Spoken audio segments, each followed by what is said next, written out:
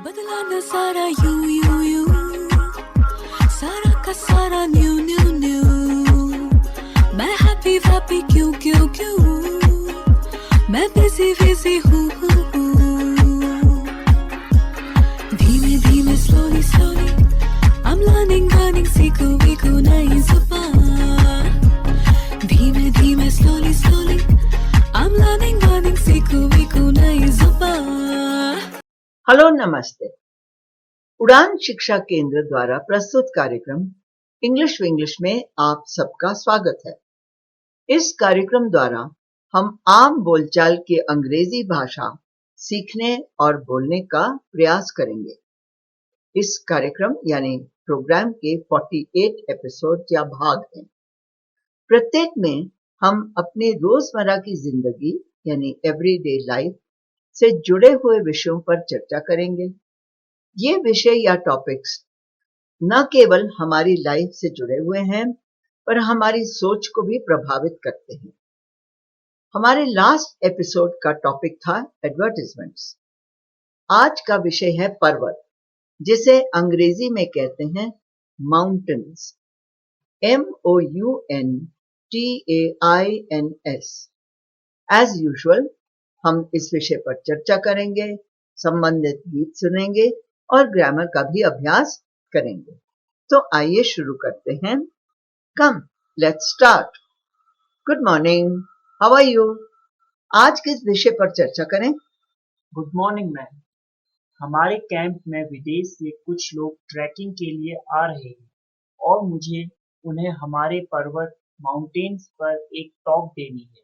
Please help कीजिए कि क्या कहूँ, कैसे शुरू करूँ? What a good topic. तुम उन्हें हमारे सबसे बड़े माउंटेन्स यानी हिमालय पर कुछ मूल बातें बता सकते हो। जैसे हिमालय एक संस्कृत का शब्द है जिसका मतलब है बर्फ का निवास स्थान।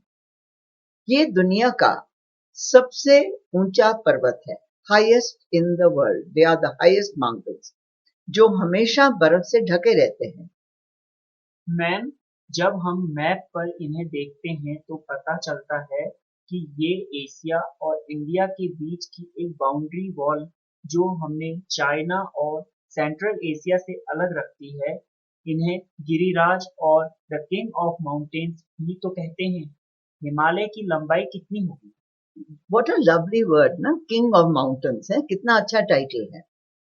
देखो, हिमालय की लंबाई इज 2410 किलोमीटर है और बहुत सारी रिवर्स जैसे गंगा, जमुना, इनकी शुरुआत यहाँ के ग्लेशियर्स यानी हिम नदियों से होती है। इसके अलावा बिसाइड्स दिस यहाँ पर नाना प्रकार के डिफरेंट टाइप्स ऑफ हर्ब्स, जड़ी बूटी, मेडिसिनल प्लांट्स भी पाए जाते हैं।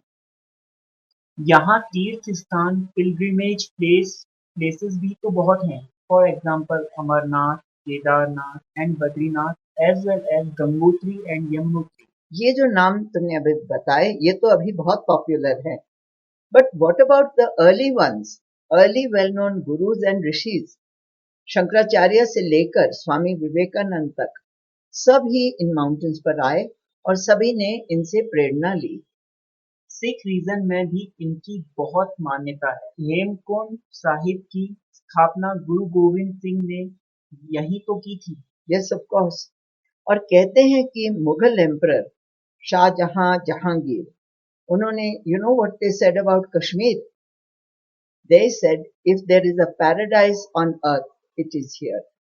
यदि पृथ्वी पर अगर कोई स्वर्ग है तो ये यहाँ है, यहाँ है, यहाँ है। क्यों ना अपने लिसनर्स को माउंटेन ट्रैवलिंग पर एक गीत सुनाएं? Good idea. मुझे एक अंग्रेजी गीत याद आ रहा है।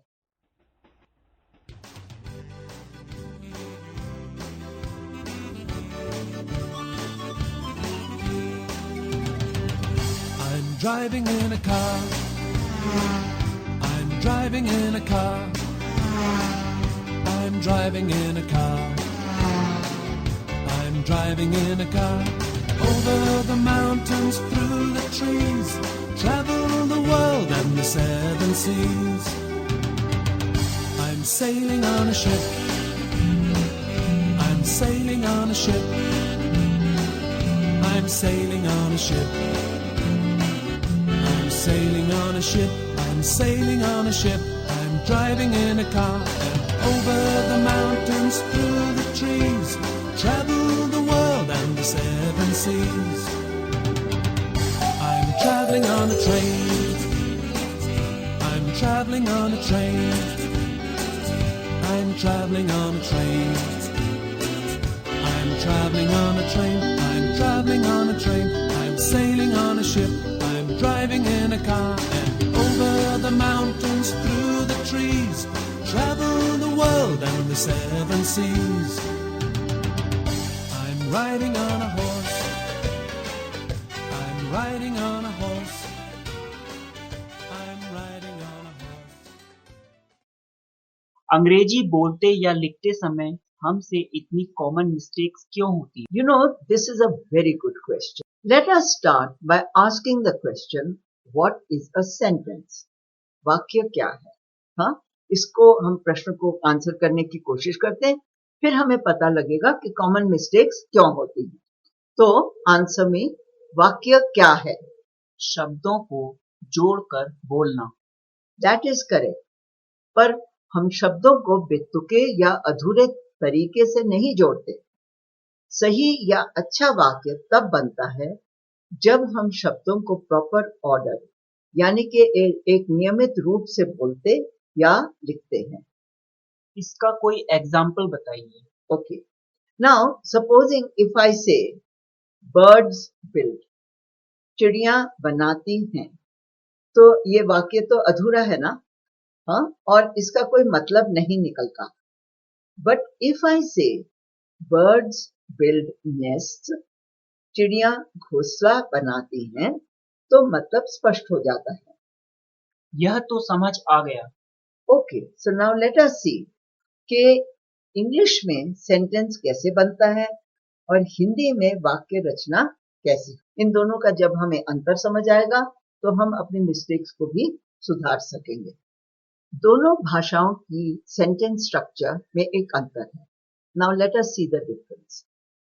मैं वाक्य बोलूंगी, तुम मुझे पार्ट ऑफ स्पीच बताना।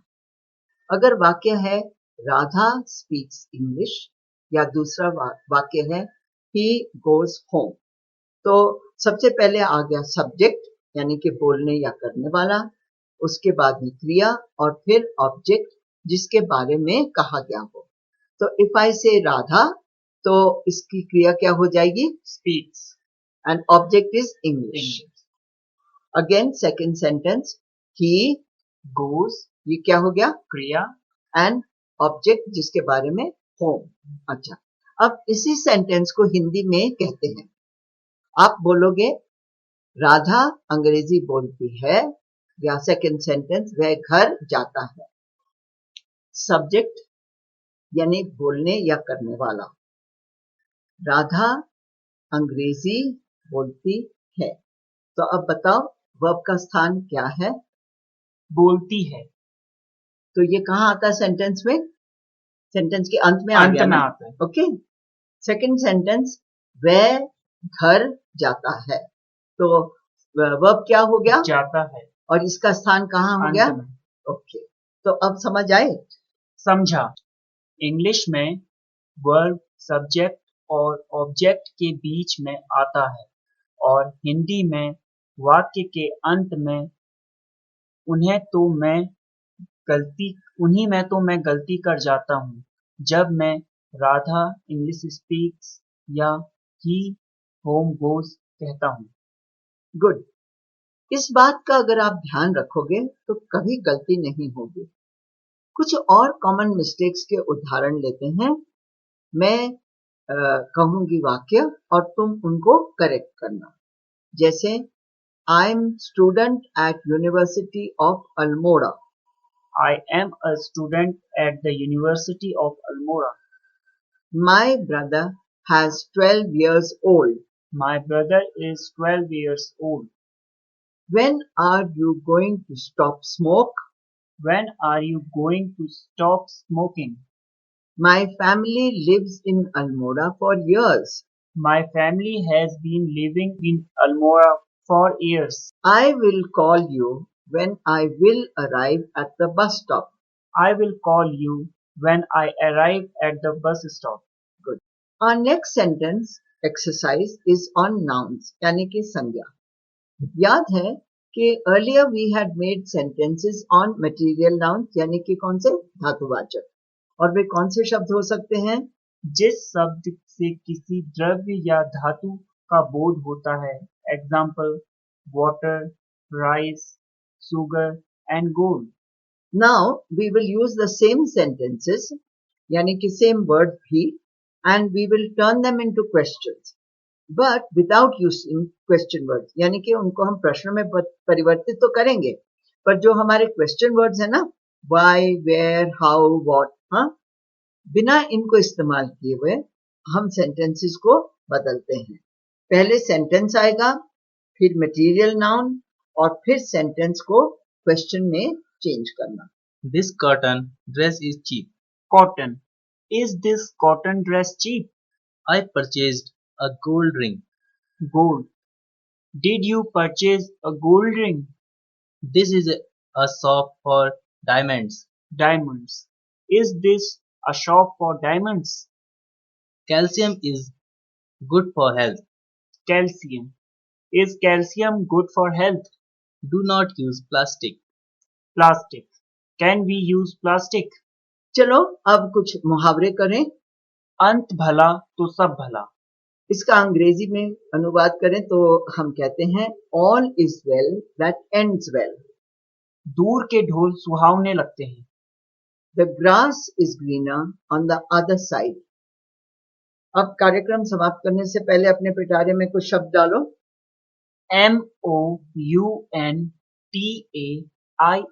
MOUNTAINS mountains यानी पहाड़ या पर्वत. POPULAR popular यानी लोकप्रिय. PILGRIMAGE pilgrimage यानी तीर्थ यात्रा. PILGRIM pilgrim यानी तीर्थ यात्री. और अपने श्रोताओं को सुनाओ कि आज हमने क्या सीखा.